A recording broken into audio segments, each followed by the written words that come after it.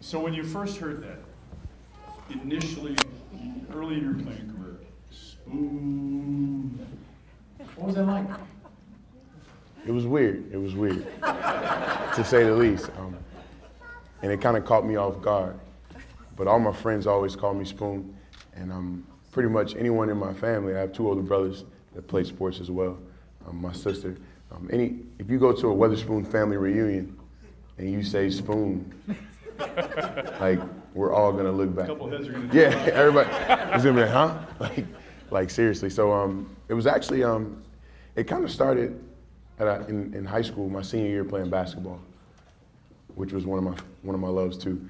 And it was one game, I guess I was having a pretty good game, and they kept saying Spoon, and my mom, she was like, they better stop booing my baby.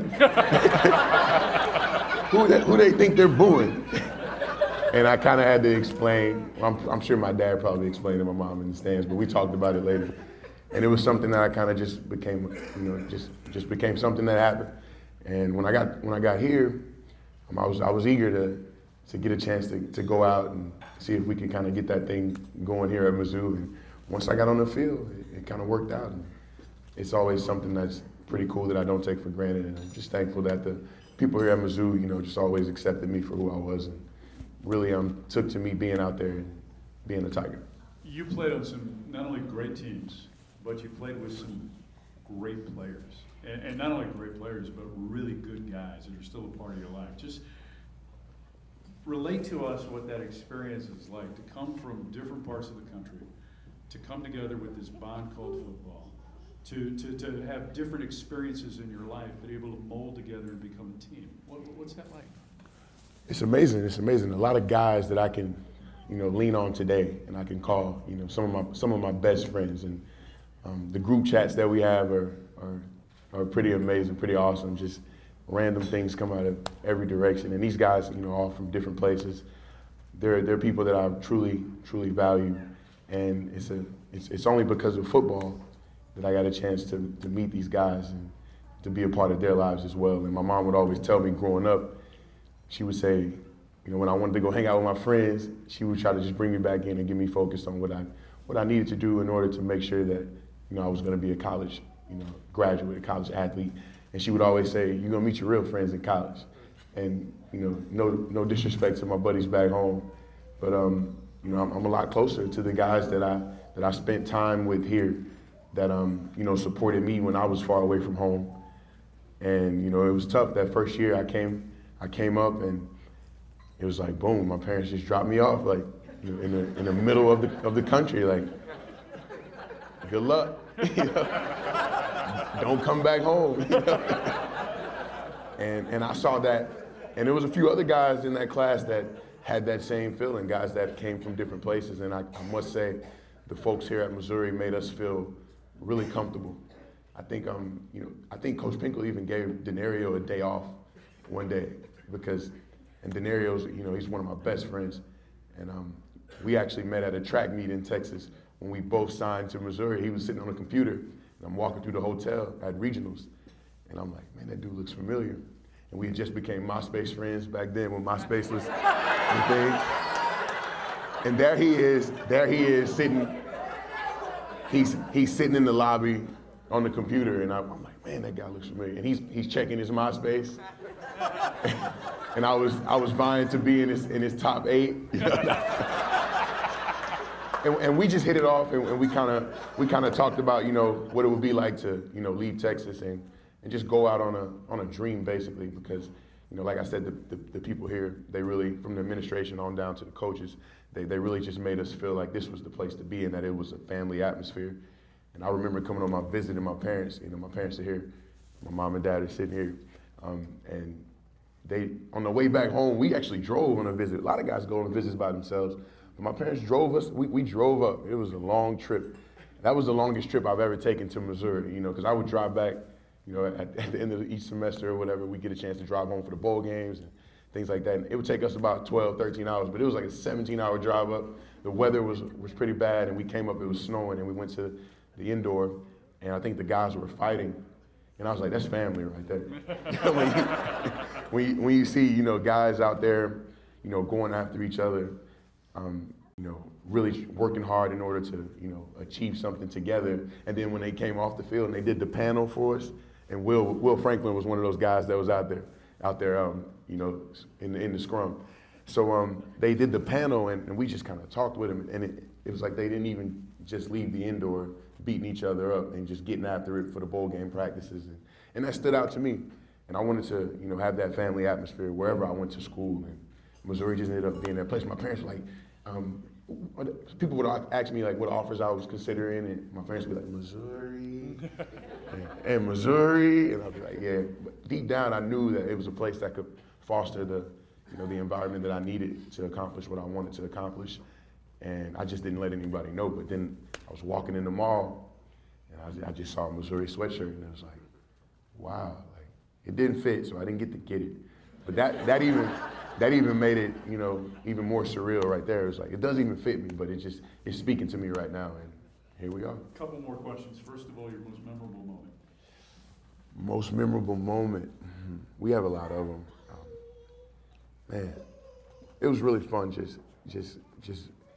There was one time. It's not even football. You know, can I get 2 memorable moments? Is that okay? Sure, 2 memorable moments. Okay.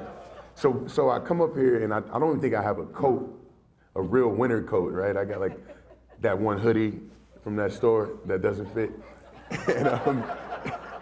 and we started to hear about this snowstorm coming in. It's December, I think like the 1st or the 2nd of December, I think 06. And we're in the dorms, you know, the guys just kind of hanging out. We was like, man, it's a snowstorm coming. A lot of my buddies on the team, you know, it was a lot of guys in my freshman class that were from Texas. Yeah. And, you know, we just kind of mingled right in with the guys from Missouri, and we're all just kind of hanging out in the dorm. And we just getting ready for the storm. We're like, we're gonna go play in the snow. You know, I've never experienced, you know, snow. I saw an ice storm before in Texas, which wasn't fun at all. And but when the snowstorm came, we decided that we were gonna go out into it. And it started in the quad, just kind of hanging out right there at South Hall. And the next thing you know, we made our way to the stadium. And we had the dry erase board that the coaches do the you know, sideline adjustments, and we're sliding down the hill. And it's all fun and games. It's all fun and games until it's like 3 feet of snow out, and then we're like, I can't even, like we're holding hands just to make it back to the dorm room, and everyone got sick. It was rough. So that was my first like welcome to Missouri moment, where we have all 4 seasons. And the one moment that sticks out about my athletic career would have to be in 2007 when we played at Arrowhead against a team west of here. But I don't know if you know, but if you ever drive that way, it smells when you go through that part of it. Yeah, you know what? I got to slow down there because my wife is from Kansas City, so it smells good in Kansas City, and then when you cross over, then it's like, woo, what's going on? It's swamp water out of that road. I will agree. But that game, I think at that point, you know, I had all these dreams of, you know, going and play D1. That's what it was like.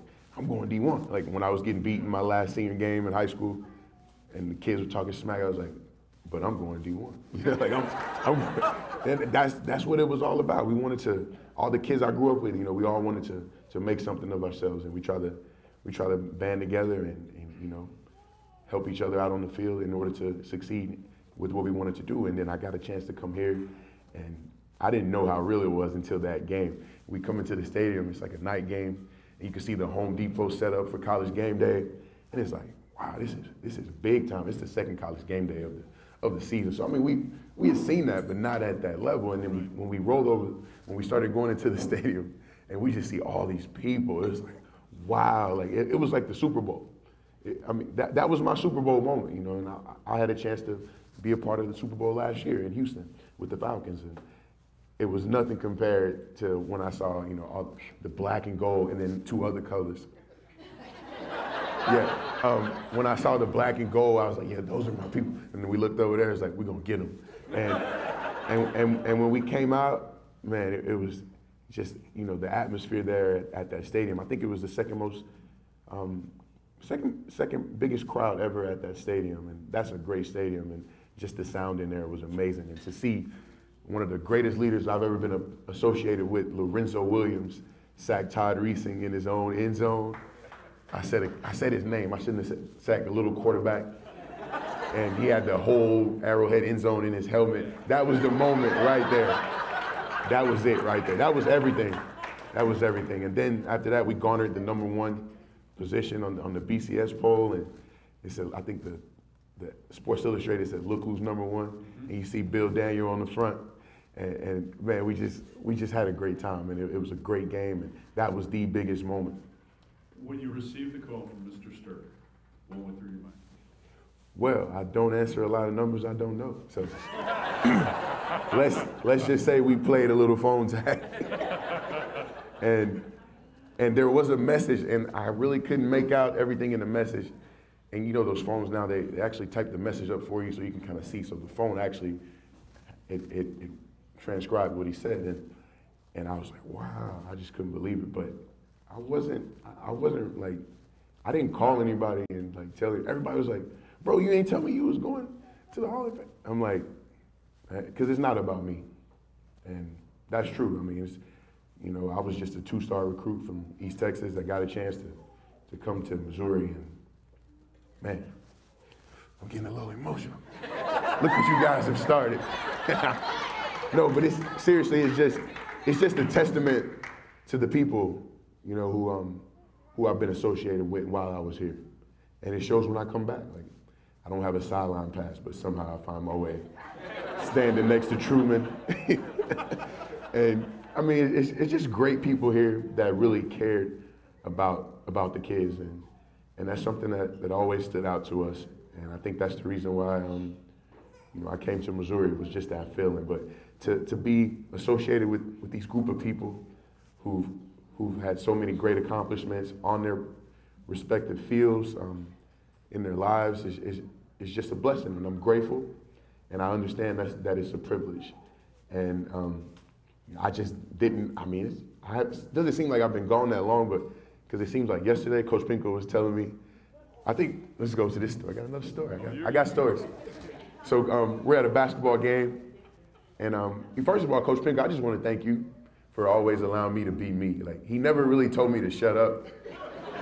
And I know that I talk a lot, and you know, some people might not like that, but that's just who I am. And I can say that they fostered an environment where you could be who you were, and that was great. That was great for us and all of my teammates.